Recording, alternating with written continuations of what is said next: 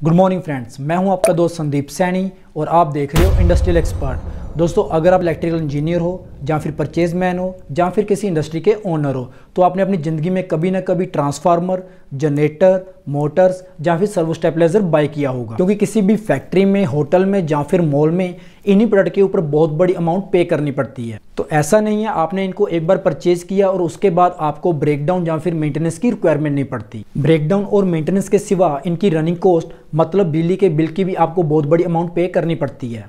अब क्वेश्चन ये है कि इन सभी प्रॉब्लम से बचा कैसे जाए, मतलब ब्रेकडाउन तो हमें कम झेलनी पड़े लेकिन बिजली का बिल भी हमारा कम आए। और बिजली का बिल तभी कम होगा जब आप हायर एफिशिएंसी वाला प्रोडक्ट परचेज करोगे। और किसी भी प्रोडक्ट की एफिशिएंसी डिपेंड करती है आप उसकी इनपुट पे कितनी पावर दे रहे हो और आउटपुट में उसके बदले आपको कितनी पावर मिल रही है। ऐसा कभी नहीं होता कि आप इनपुट पे जो पावर दोगे उसका 100% आपको आउटपुट पे मिलेगा, क्योंकि इनपुट पे आप जितनी भी पावर दोगे जब वो एक एनर्जी फॉर्म से दूसरी एनर्जी फॉर्म में कन्वर्ट होगी तो कुछ लॉसेस होंगे ही होंगे। इसी वजह से आप हमारी इंडस्ट्री में जितने भी इलेक्ट्रिकल या फिर मैकेनिकल प्रोडक्ट देखोगे उन सभी की 100% एफिशिएंसी कभी नहीं होती। सेम ऐसे ही ट्रांसफार्मर की एफिशिएंसी डिपेंड करती है उसके डिजाइन पे और उसके मटेरियल की क्वालिटी पे।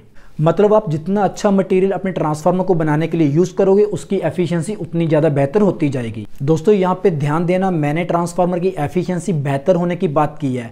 बेहतर होने का मतलब ये नहीं है कि उसकी एफिशिएंसी 100% हो जाएगी। प्रैक्टिकली 100% कभी भी नहीं होगी। आप चाहे ट्रांसफार्मर बनाने के लिए जितना भी अच्छा मटेरियल यूज कर लो, उस मटेरियल में चाहे कोर हो या फिर कॉपर, उनके कुछ अपने लॉसेस होते हैं। हम उन लॉसेस को कम कर सकते हैं, बिल्कुल जीरो नहीं कर सकते। और दूसरा, ट्रांसफार्मर की एफिशिएंसी डिपेंड करती है ट्रांसफार्मर की आउटपुट पावर पे। जैसे कि दोस्तों आप यहाँ पे आउटपुट पावर वर्सेस एफिशिएंसी का ग्राफ देख सकते हो, जिसमें जैसे जैसे आउटपुट पावर इंक्रीज होती है सेम वैसे एफिशिएंसी भी इंक्रीज होती है। लेकिन आउटपुट पावर एक सर्टेन लेवल पे पहुंचने के बाद अगर और भी इंक्रीज होती है तो उस पर्टिकुलर आउटपुट पावर वैल्यू के बाद एफिशिएंसी डिक्रीज होने लगती है। ये जो पॉइंट आप देख रहे हो ग्राफ में, जब एफिशिएंसी अपनी मैक्सिमम स्टेज पर थी, ये पॉइंट हमें तब मिलता है जब कॉपर लॉसेस आयरन लॉसेस के इक्वल हो जाए। जिस ट्रांसफार्मर के ऊपर वेरिएबल लोड कनेक्ट किया जाता है, जैसे कि डिस्ट्रीब्यूशन ट्रांसफार्मर, ऐसे ट्रांसफार्मर को फुल लोड के 75% लोड पे मैक्सिमम एफिशिएंसी के लिए डिजाइन किया जाता है। और ऐसे ट्रांसफार्मर जिन पर कंटिन्यूली फुल लोड के नियर लोड चलता रहेगा, जैसे कि पावर ट्रांसफार्मर, तो ऐसे ट्रांसफार्मर को ऐसे डिजाइन किया जाता है ताकि जो फुल लोड के नियर चलने पे ये अपनी मैक्सिमम एफिशिएंसी दे सके। ट्रांसफार्मर की एफिशिएंसी को हम डिनोट करते हैं ईटा से, और एफिशिएंसी डिपेंड होती है आउटपुट बाय इनपुट पे। और इसको हम ऐसे भी लिख सकते हैं, output by output plus losses. Output वो पावर है जो हम यूज करते हैं, लेकिन लॉसेस वो पावर है जो इनपुट पावर को आउटपुट पावर में कन्वर्ट करते हुए कुछ पावर के लॉस होते हैं। इसको अगर और सिंपली करें तो लिख सकते हैं output divided by output plus iron losses plus copper losses. दोस्तों, हमारे ट्रांसफार्मर में 2 टाइप के लॉसेस होते हैं, एक आयरन लॉसेस और सेकंड कॉपर लॉसेस। इसीलिए हमने यहाँ पे लॉसेस का सेपरेशन कर दिया है।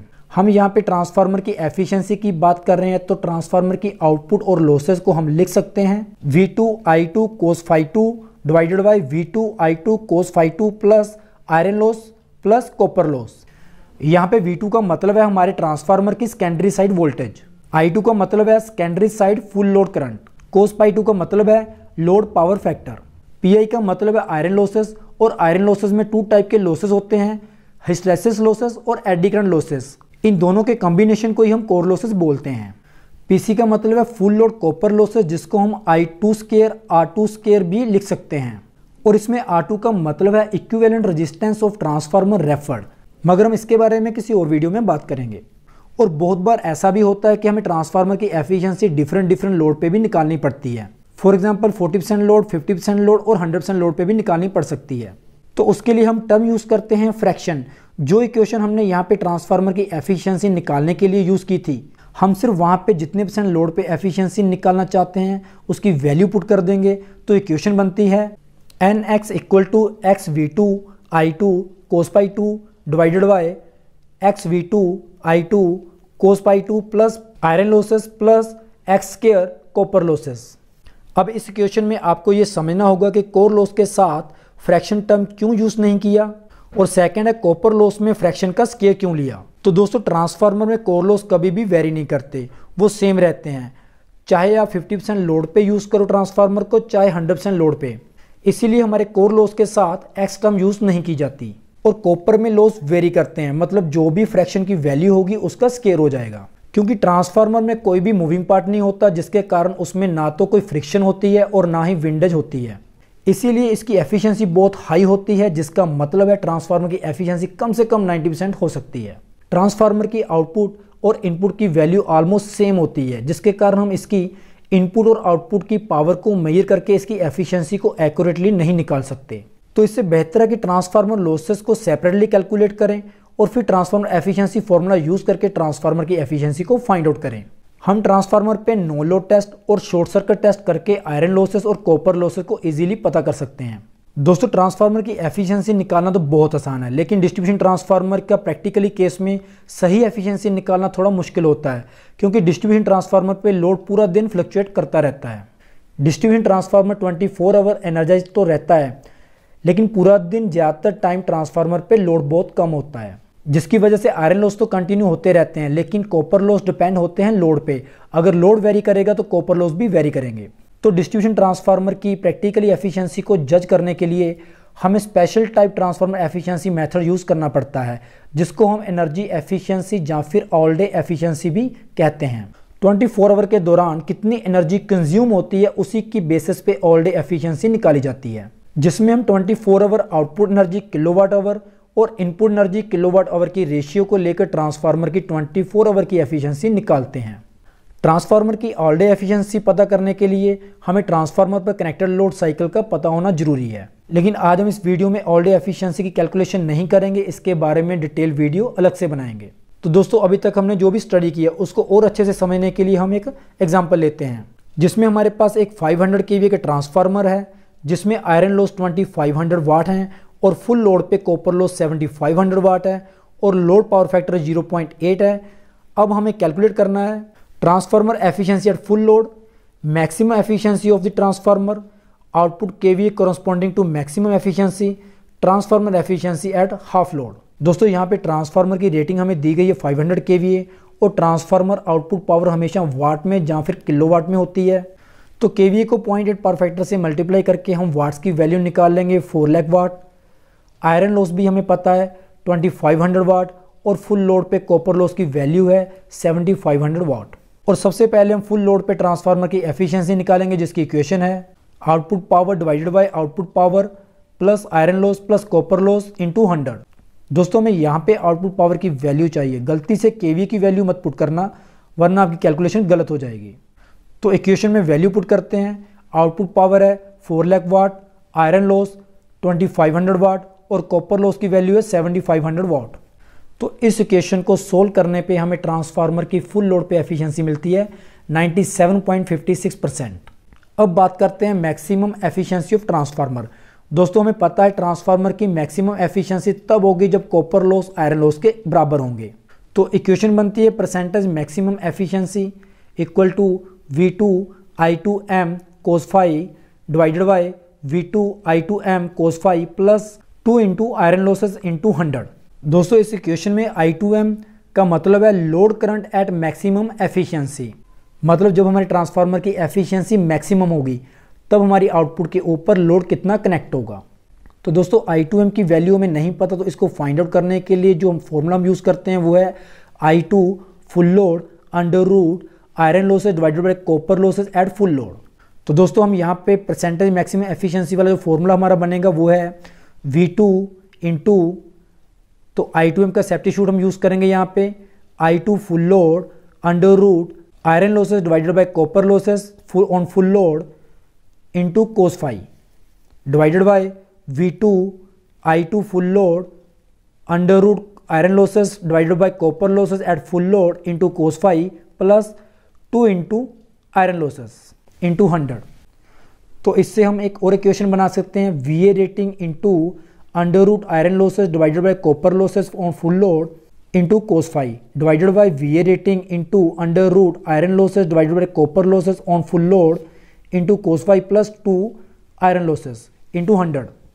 दोस्तों, इस फॉर्मूले को हम नंबर 1 लिख लेते हैं, इसको सेकंड और इसको थर्ड। तो इनमें से कोई एक फॉर्मूला यूज़ करके हम मैक्सिमम एफिशिएंसी ट्रांसफार्मर की निकाल सकते हैं, लेकिन हम वही फॉर्मूला यूज़ करेंगे जो टर्म्स हमारे पास पूरी है। तो हम यहाँ पे थर्ड वन फॉर्मूला यूज़ करके ट्रांसफार्मर की मैक्सिमम एफिशिएंसी निकाल सकते हैं, क्योंकि VA रेटिंग भी हमारे पास है, आयरन लॉसेस की वैल्यू भी हमारे पास है, कॉपर लॉसेस की वैल्यू भी हमारे पास है और cos y की वैल्यू भी हमारे पास है। तो दोस्तों इसमें वैल्यू पुट करने पे जो इक्वेशन बनती है वो बनती है 5 lakh into √2500 divided by 7500 into 0.8 divided by 5 lakh into √2500 divided by 7500 into 0.8 plus 2 into 2500 into 100। तो दोस्तों हम यहाँ पे पहले अंडर रूट वाली वैल्यू को सोल्व कर लेंगे। तो इक्वेशन बनती है 5 lakh into 0.5744 into 0.8 divided by 5 lakh into 0.5744 into 0.8 plus 2 into 2500 into 100। तो दोस्तों इसको और सोल्व करने पे जो वैल्यू हमें मिलती है वो मिलती है 2,29,760 डिवाइडेड बाई 2,34,760 इंटू 100 और इसको सोल्व करें तो वैल्यू मिलती है 97.87%। तो दोस्तों ये जो वैल्यू हमें मिली है ये है ट्रांसफार्मर की मैक्सिमम एफिशिएंसी। नेक्स्ट है output KVA corresponding to maximum efficiency, जिसकी इक्वेशन है full load KVA into under root core losses divided by copper losses. Value put करने पे इक्वेशन बनती है 500 into under root 2500 divided by 7500 और इसको सोल्व करने पे जो वैल्यू मिलती है वो है 166.5 kVA। मतलब जब ट्रांसफार्मर 166.5 kVA आउटपुट पे वर्किंग करेगा या फिर ट्रांसफार्मर की आउटपुट पे 166.5 kVA near about load connected होगा, तब ट्रांसफार्मर अपनी मैक्सिमम एफिशिएंसी पे काम करेगा। इस टाइम पे ट्रांसफार्मर की एफिशिएंसी मैक्सिमम होगी। नेक्स्ट कैलकुलेट करते हैं transformer efficiency at half load. दोस्तों अब ट्रांसफार्मर की एफिशिएंसी हाफ लोड पे कैलकुलेट करनी है, तो फ्रैक्शन ऑफ लोड को हम डिनोट करते हैं x से, जिसकी वैल्यू है यहाँ पे हाफ लोड, जिसको हम लिख सकते हैं 1/2 या फिर 0.5। तो दोस्तों हमने एफिशिएंसी के लिए जो फॉर्मूला पहले यूज़ किया था वही यहाँ पे यूज़ करेंगे, बस इसमें हम आउटपुट पावर के साथ मल्टीप्लाई करेंगे। तो कॉपर लॉस में x की वैल्यू का स्क्वायर कर देंगे। तो इक्वेशन में वैल्यू पुट करने पे हमारे पास इक्वेशन बनती है 0.5 into 4 lakh divided by 0.5 into 4 lakh plus 2500 plus 0.5 square into 7500 into 100। इस इक्वेशन को थोड़ा और सिंपली करने पे हमारी इक्वेशन बनती है 2 lakh divided by 2 lakh plus 2500 plus 1875 into 100 और इसको सोल्व करने पे ट्रांसफार्मर की हाफ लोड पे जो एफिशिएंसी की वैल्यू मिलती है वो है 97.85%। अब आप पूछोगे इन सभी कैलकुलेशन का हमको फ़ायदा क्या होगा। दोस्तों मान लो एक ट्रांसफार्मर 500 kVA का 8 लाख का है, जिसकी मैक्सिमम एफिशिएंसी 97.87% है, और वहीं आपको कोई दूसरा वेंडर 500 kVA का ट्रांसफार्मर 6 लाख में दे रहा है, लेकिन उसकी मैक्सिमम एफिशिएंसी 96.87% है। मतलब सिर्फ 1% का ही डिफरेंस है दोनों ही ट्रांसफार्मर में। हम सभी को पता है आपने इनिशियली 2 लाख रुपीज़ सेव कर लिए, लेकिन रनिंग कॉस्ट तो आपने पहले कभी कैलकुलेट ही नहीं की थी। सपोज मैं दोनों ट्रांसफार्मर को 100% लोड पे ऑपरेट करता हूँ 24/7 और इन दोनों का हम एक साल का कंजम्पशन कैलकुलेट करते हैं। तो सबसे पहले ए ट्रांसफार्मर के लॉसेस निकालने के लिए हम 500 kVA से 97.87% एफिशिएंसी को लेस करें तो वैल्यू मिलती है 10.65 kVA। और सेम ऐसे ही अगर ट्रांसफार्मर बी के लॉसेस निकाले तो वैल्यू मिलती है 15.65 kVA। दोस्तों इन दोनों वैल्यू को केवीए में ही रहने देते हैं, क्योंकि गवर्नमेंट अब हमसे किलोवाट के अकॉर्डिंग चार्ज नहीं करती, वो केवीए रेटिंग से ही चार्ज करती है। तो हमें एक साल के लिए ट्रांसफार्मर के इंटरनल लॉसेस के कारण जो एक्स्ट्रा बिल पे करना पड़ेगा उसको हम कैलकुलेट कर सकते हैं losses in KVA into working hours into working days into unit price. तो दोस्तों अगर इन सभी टर्म्स की हम वैल्यू पुट करें तो ए ट्रांसफार्मर की वैल्यू लॉसेस है 10.65 into 24 hour working times into 365 working days into 10 rupees per unit, जिसको कैलकुलेट करने पे वैल्यू मिलती है 9,32,940 ट्रांसफार्मर की वैल्यू पुट करने पे वैल्यू मिलती है 13,70,940 रुपीज़ पर ईयर।